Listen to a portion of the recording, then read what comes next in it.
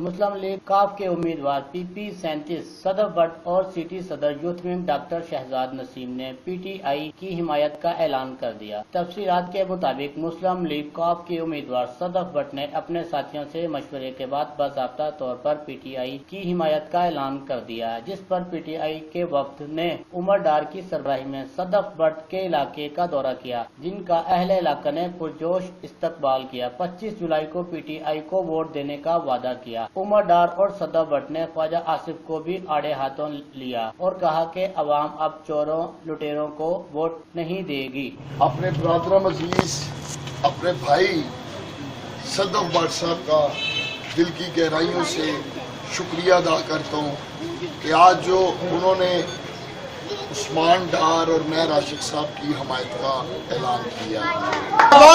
میرے تمام دوست 25 تاریخ کو ووٹوں کو باہر نکالنے اور عثمان ڈار اور میر راشد صاحب کی جیت میں انتہائی کلیدی کردار ادا کریں گے اور لوگوں کو بتائیں گے کہ پاکستان مسلم لیگ جو ہم نے چودھری پرویز لائی سے حلف کیا تھا کہ ہم آخری خون کے قطرے تک پاکستان مسلم لیگ کی مضبوطی کے لیے کام کریں گے، وہ ہم نے 25 جولائی کو ثابت کر کے دکھانا ہے۔